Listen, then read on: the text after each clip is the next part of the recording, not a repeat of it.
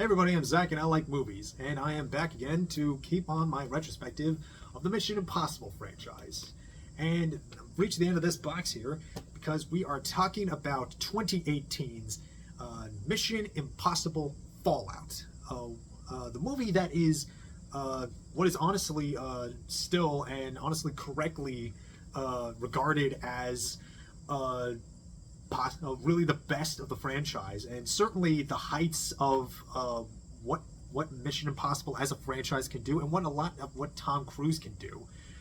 This is a movie that I think still, with few equal, is still one of the greatest action movies of the 21st century, and still, really still, it's kind of the synthesis of what Tom Cruise his mission statement has been for the last decade or so, which is to his complete and utter determined dedication to committing as much he can physically to and ambitiously to bring as much entertainment to you, the audience of the theater, as possible. And really, I think it's I think as far as that statement goes, it's this and Top Gun Maverick that I think has been the absolute Mount Everest peaks of what he's been able to do as the last true powerful movie star of this age, and still I think bringing a lot of what we can do with action filming. It's still so we are 7 years out from this movie, and it is still such a marvel to witness one action movie that can have this much just absolute heights of just what action cinema can bring. And what's also interesting for this one is that this is the first time that a director has returned to the franchise. We have McQuarrie again in the director's chair, really because he and Cruise have just connected so well. They really are each other's muses, I think. And they find themselves just bringing out the best creativity in each other, and staging these absolutely monumental set pieces. Any franchise would dream of having any one action scene that is as good as any single set piece in this one movie. That is kind of how just big and consistent and so again monumental this movie feels in terms of its action. It is really without equal. There are few, I think, that came since Fallout that I think have been able to match, if not surpass it. Of course, I mentioned Top Gun Maverick in terms of its use of IMAX photography. I think Furiosa certainly has a claim to that spot too. John Wick Chapter 4, in terms of how epic it is, how all of its fight choreography is absolutely top notch in that regard. Of course, RRR, if we're going for something completely just over the top and just completely achieving something that it sets out to do in its own regard. But this still is kind of a new gold standard. This is where the envelope has been met, and now we are still seeing who can keep pushing it beyond that. But it's not without lack of trying, and certainly not from Cruise and McQuarrie with the follow-ups to Fallout, the Reckoning movies, I think we should call them. But here we have really, I think what really separates this from the series in terms of what really makes this one unique by itself, even with McQuarrie coming back, is just the absolutely really great moody tone that the entire piece has. It opens up with this very succinct mission statement of what Ethan's feeling at this moment, how he bears the weight of the world on his shoulders and on top of his big beating heart.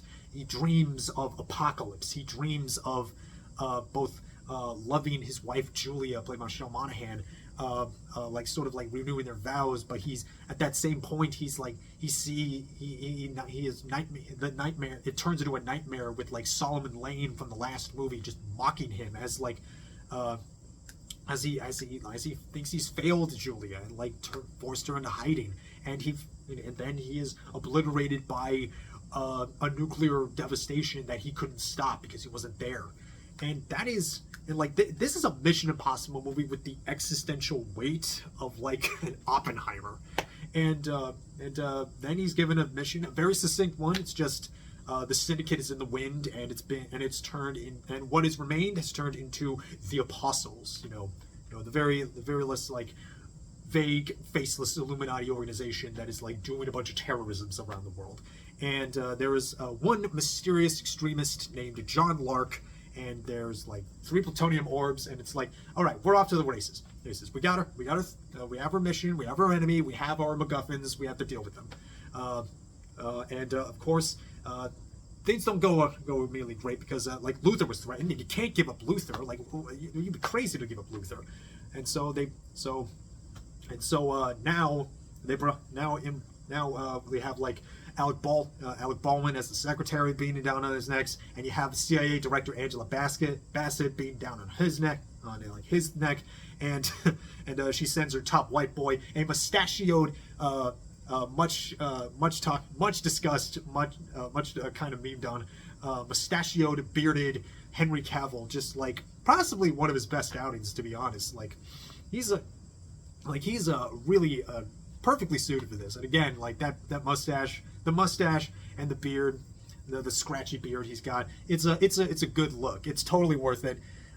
Totally worth CGing over his Superman's face. But anyway, here, like almost immediately, like after, like, okay, we did our credits, we did our setup. I think this is like one of the first moments that like really, like really gave an idea. Oh, this might be one of the best action movies ever made, where Tom Cruise, in camera, does a halo jump, high altitude, low open halo jump in camera, in this beautiful like bleeding hours of dawn, or maybe it was dusk. No, the bleeding hours of dusk, and it's so like he really does that. Like they have these like cool helmets where like it lights up around the face to like show, no, that's him. That's him really doing it. And also really doing it is the camera operator, because they're shooting this in like an IMAX camera on top of his head. And big credit to the aerial photographer Craig O'Brien. He's really pulling his own weight. Like, yeah, as much as we love complimenting Cruise, it really, credit also goes to the stunt team that like helps set these up, and of course the cinematographers, the camera operators that are following him in capturing these absolutely insane stunts. And even when he finally lands, there's like hardly a moment's pause before we get into another great action scene. This absolutely brutal and killer fight sequence in a Parisian bathroom in a club, and holy crap! If those two moments didn't sell you on like this is going to be an absolute winner upon winners, then it was definitely the moment where Henry Cavill like reloads his arms, because they just carry that much firepower.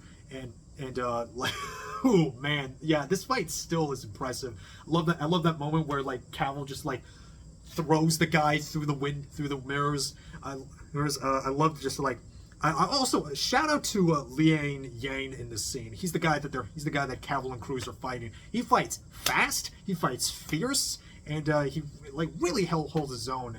And it's so impressive. And of course, Ilsa's here too, who like shows up. She's clearly got something going on, and love how it plays up.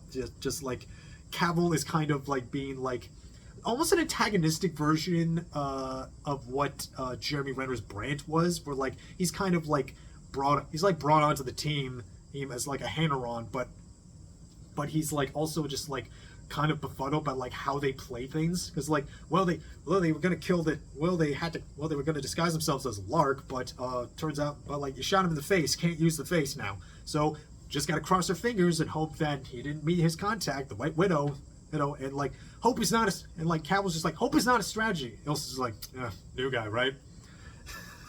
And but yeah, the White Widow. What was also really great about Fallout, not in terms of like where it does in like its place in the series, is that this is where I think they really gave a lot of emotional closure to a lot of sort of hanging pieces, and also did a lot great with Ethan's character.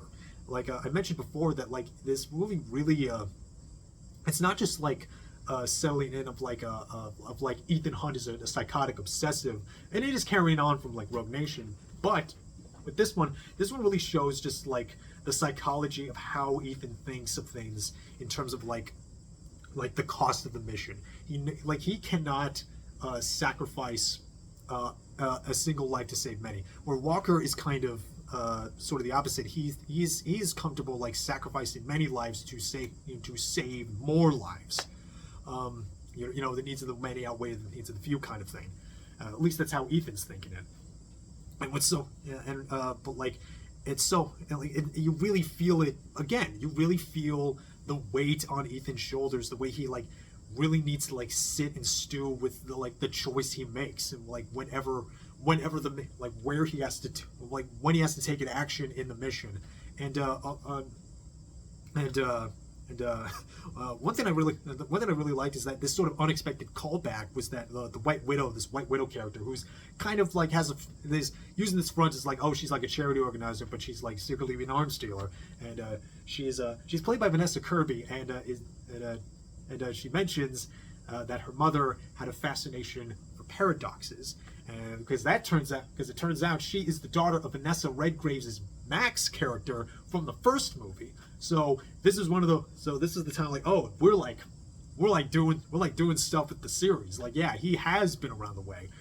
So Ethan and co, they have to like help break out Solomon Lane from a prison motorcade in exchange for the plutonium MacGuffins. And there's a really great scene, like as I was mentioning about Ethan's psychology of like how he imagines the rescue plan is intended. It's this really graceful, again, very moody lawn take where like he sees the motorcade, he sees all the guys jumping out of the truck, just unloading their guns onto these French cops, and it's violent. No witnesses are allowed, and he's having a hard time seeing himself as the cold-blooded killer that they think he is pretending to be. And also I have to mention the score for this movie. I was a little upset that Joe Kramer didn't come back to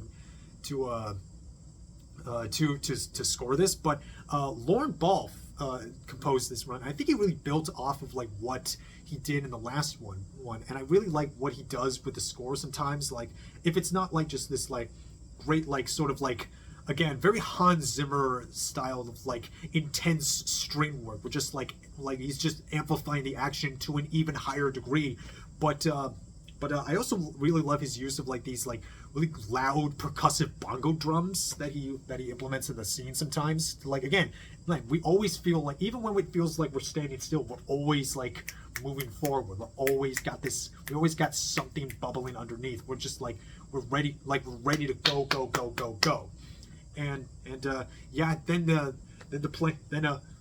they do the rescue operation, but Ethan takes a turn, and like again the music is building up like going crazy, building up this moment, and the truck slams into the armored truck, sends into the river. You have that sick shot of this wall of water just like coming in on Solomon Lane, like parallel to him. It's crazy. So again, and from here we get this like absolutely amazing series of daisy chaining car chases throughout the streets of Paris. Like you have Ethan tries to make an escape, but he's been made, so he has to like just speed through Paris on a motorcycle. And like he like rides against the flow of traffic at the Arc de Triomphe roundabout. There's that beat where his bike hits a car's hood, and he just like flies off of it. And again, we have we have like, even when we're like, again, it feels like when we have like a second to catch our breath, there's like something happens, because like immediately after this, when Ethan like regroups from the team, they're like caught red-handed by a lone French cop, and it's like this very quiet, very like tense, like, and he's like and Ethan's just wants her to walk away, but like Walker's ready to draw a gun, but then all of a sudden like the goons show up, and like again it's this really, again, like we're standing still, but we still feel the intensity of the previous of the last action set piece, we're still, he's still tightening the core in McQuarrie. And then after that, we get this absolutely stupendous car chase. Again, McQuarrie is so good at car chases. No, I don't think anyone's doing it quite like him. Well, some have. I have like the John Wick team does great, but oh man, like this car chase, I think, with like Ethan in the car with Lane in the passenger seat, being chased by this mysterious biker who turns out to be Ilsa, just taking shots at them. It's taken a page right out of like the French Connection, right out of Ronin, where they just cut out the score. All the sounds you hear are just revving engines and squealing tires. And I love these push-ins like from the front, like passing over the hood into the windshield. And you see, yeah, again, this is Tom really driving his car, really barreling down these streets of Paris, and it keeps this up, and it keeps being intense. It never stops being. It never fails to be so like as hot on the wire. It's just, again, everyone is just on top of their game with this, and and then we get like I said, there's like really fun character pieces between the big action pieces. Like here, there's fun double crosses upon double crosses. There's reveals. There's even like a when they're like planning what to do next with like okay, how do we get Lane here to there, blah blah blah. All right, we'll use a disguise. Benji's gonna be disguised. Benji's like, why do I have to be Lane? And Luther just like that always gets a big laugh. I like always got a big laugh in the theater there. But yeah, it turns out Walker was John Luck the whole time, because, well, that was kind of obvious. But then again, double cross upon double crosses. There's like casualties on both sides. Then we get the big chase. We get Tom Cruise doing the most Tom Cruise running that he has ever done. And oh my God. And like he's just like sprinting a marathon, just running across rooftops, jumping out of buildings, and he jumping across buildings, and like he does the part.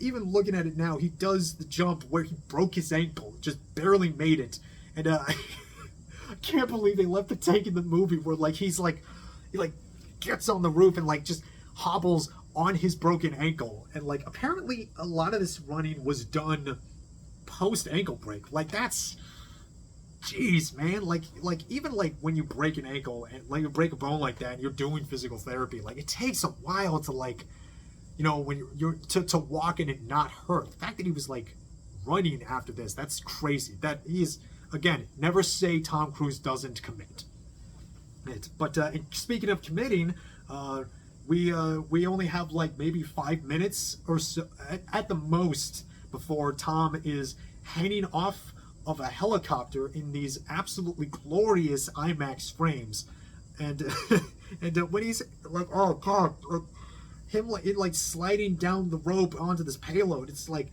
it is still nail biting, and like again, still some of the best use of IMAX photography in these this like helicopter chase scene. Between him and like Cavill like shooting at him in the helicopter from like the other helicopter with this big machine gun. It's so God, and also like the cross cutting here between you know the helicopter chase on these big beautiful snowy mountains and the team below was like doing like like trying to defuse a nuclear bomb and fighting off Solomon Lane. It's fantastic. It's so immaculate. Again, everything is just on fire here, and man, every time I watch this, it just keeps building and building more. I'm so absorbed and sucked in, and because again, we've had so much moments with these characters, not just from the series, but even in this movie. I think there's did kind of one up Rogue Nation in like how to best balance the team, because everyone here gets a nice moment, like Luther, not just in the opening but also later on with Ilsa when he's talking about what Ethan's devotion and what that means for like the world and like what that means to him.